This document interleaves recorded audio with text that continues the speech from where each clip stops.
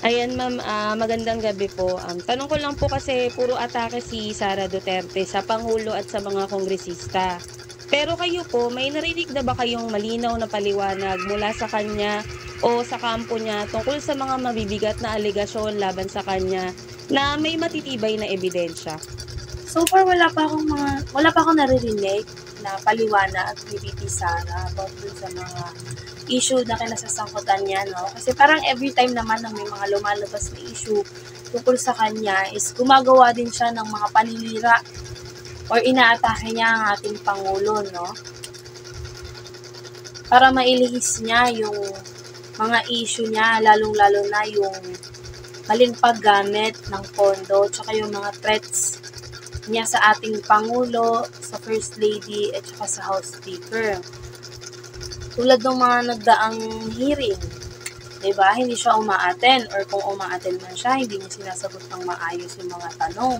Siyempre, yung Pangulo natin is nagtatrabaho, ginagawa niya ng maayos yung trabaho niya, pero si VP Sara at saka yung kampo niya, diba? Di atin masasabi. Pilit nilang sinisira yung ating Pangulo. Samantalang si VP Sara, sumasahod siya. Pero hindi niya nagagampanan ng maayos yung trabaho niya sa bansa natin. Ayan, so magandang tanghali, Nay. Recently po, puro atake si Vice President Sara Duterte kay President Bongbong Marcos at sa mga kongresista. Pero kayo po ba, may narinig na ba kayong malinaw na paliwanag mula sa kanya o sa kampo niya na tungkol sa mga mabibigat na alegasyon laban sa kanya na may matitibay na ebidensya? Sa totoo lang po, wala po ako naririnig sa kanya ng mga tamang sagot sa mga paratang po sa kanya. Ako po ay masugid na nanonood ng mga vlog din po nila ng DDS laban sa ating mahal na Pangulo. Pero sabi ko nga, ang ating mahal na Pangulo ay hindi po umiimik sa lahat ng kanyang paratang laban sa ating mahal na Pangulo. Anong masasabi nyo, Nay? Kasi si PBBM nakikita naman natin, nagtatrabaho, kumbaga parang hindi na nga nagpapahinga eh. Pero itong BP nga natin, binabatikos pa rin si President Bongbong Marcos.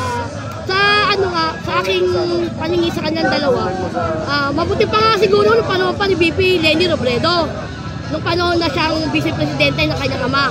May nakita pa tayong nagawa, ngunit siya na naupo, na akala po natin ay susuportahan niya ang ating mahal na Pangulo.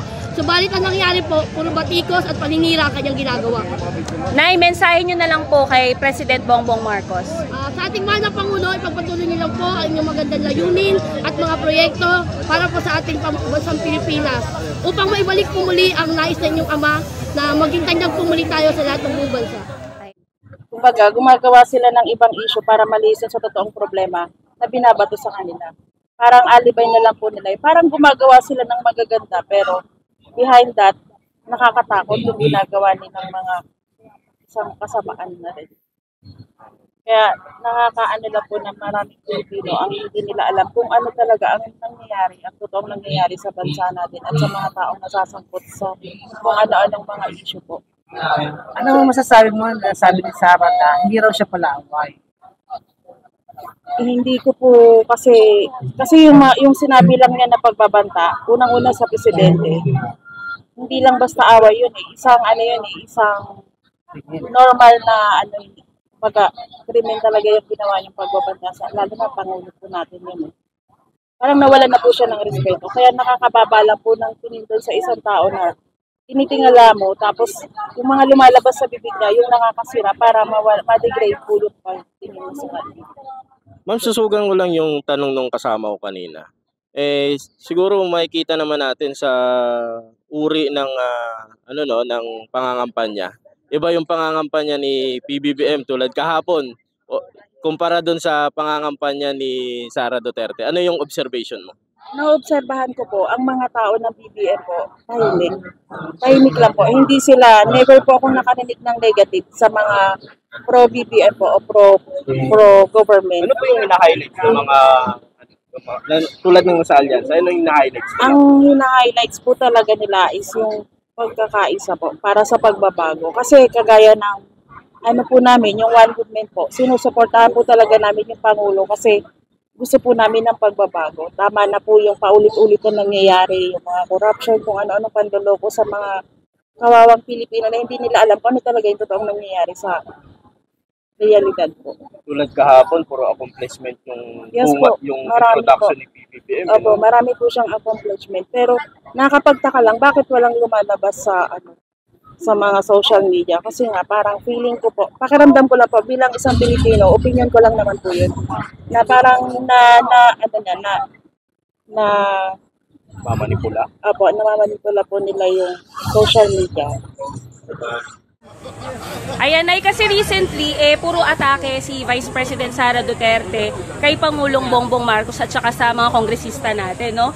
Pero kayo po ba, may narinig na kayo na malinaw na paliwanag mula sa kanya o sa kampo niya tungkol sa mga mabibigat na aligasyon laban sa kanya na may matibay na ebidensya? Ay, wala.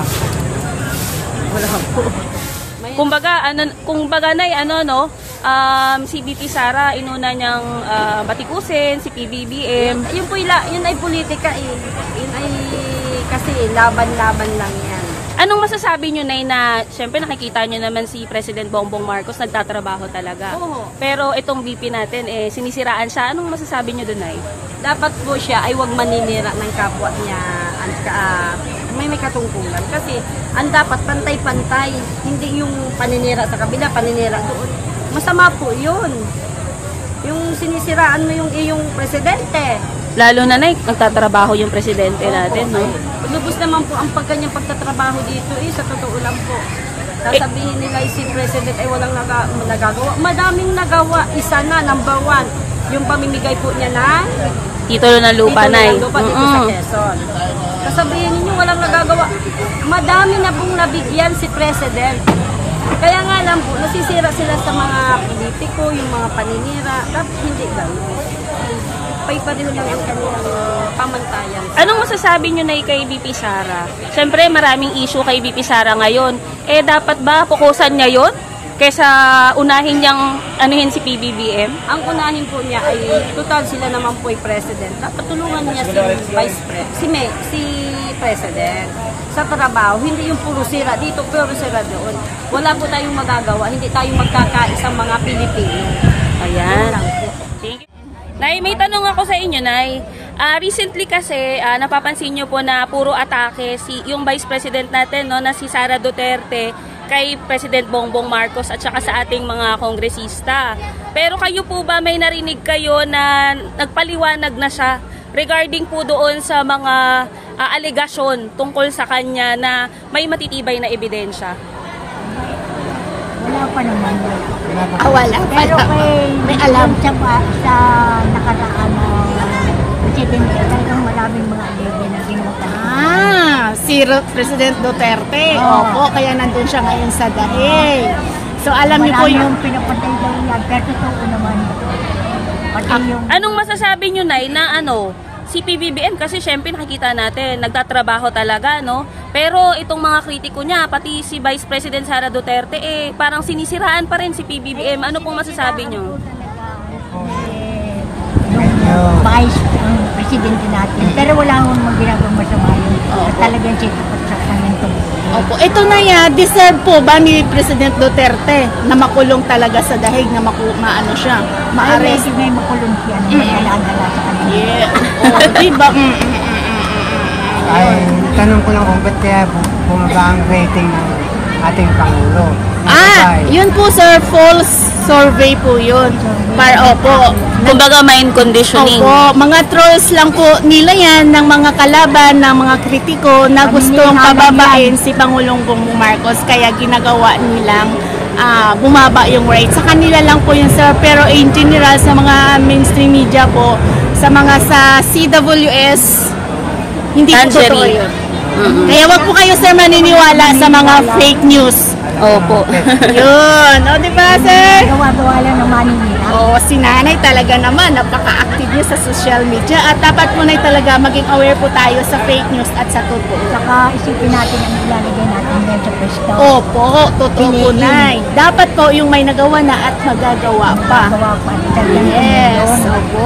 O, diba? So, sino po yung nanay? Yung aliasa po ba ni Pangulong Bongbong Marcos? O yung pro-China. Kasi yan po talaga sila. May mga experience na talaga naman. Kumbaga may mga track record na talaga. Tulad ni Tolentino, lumalaban sa West Philippine Sea. Binhor Abalos na gusto ang pabor sa magsasaka na wag na mag-import ng bigas. Dapat tangkilikin yung bigas ng magsasaka para naman dagdag tulong sa income. Yes, opo. Yun po yun sila yung mga dapat nating ilagay sa balota. Senado. Ayan, thank you po. Thank you. Alam niya na yung mga nangyayari sa Oo nga, updated si nanay tsaka si tatay. Thank you po. Fake news. Oh, very good si nanay. Dapat po talaga, di ba? Para yes, opo, nice. Thank you po kayo maniwala na mababa yung survey ni Pangulong Bongbong Marcos. Sa dami ng kanyang ginawa na sabi nila wala, pero madami po. Totoo. Oh, di ba? Ayan o, saludo tayo po sa inyo na at talagang nagtitiwala po kayo at alam niyo po yung totoong nangyayari sa ating bansa. Thank you po.